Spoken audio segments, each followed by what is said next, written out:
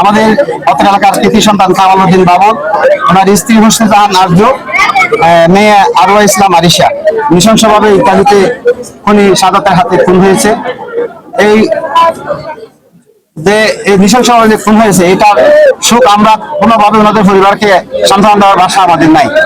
তারপরেও ইতালি প্রবাসী বাংলাদেশে যারা আছেন তাদের সৌজন্যতার কারণে এবং আমাদের বাংলাদেশের যে হাই কমিশন আছে তাদের সহযোগিতায় আমরা লাশগুলো আমাদের এখানে দাফন করার সুযোগ পেয়েছি।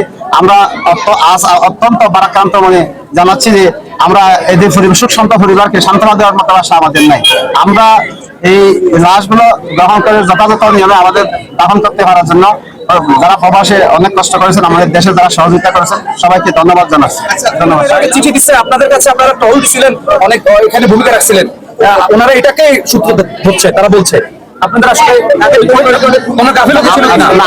আমাদের এখানে যখন উনি দেশে যখন অবস্থান করছিলেন তখন উনি আমাকে একটু হুমকির কথা বলছিল। আমরা ওনাদের এখানে সার্বক্ষণিক পুলিশি সহায়তা দিচ্ছি এবং আমরা ভাড়ার ব্যবস্থা করছি। উনি সুষ্ঠুভাবেই ইতালিতে ফেরত গেছেন এবং প্রায় 1.5 বছর পর্যন্ত আর কোনো সমস্যা ছিল না।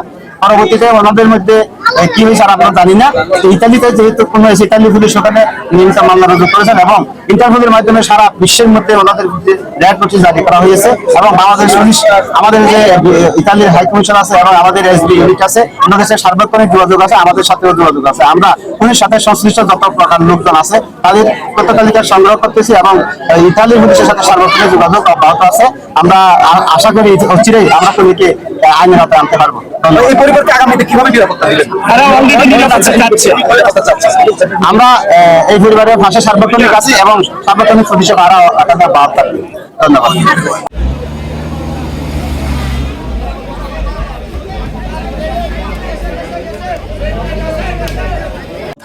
সাই apps, doctor serial, bill payment, cashback, ব্যবসা বৃদ্ধি আর অনলাইনে আয়ের সুযোগ সব এক অ্যাপে। সাই অ্যাপস আজই ডাউনলোড করুন। স্মার্ট জীবনের নতুন যাত্রা শুরু করুন।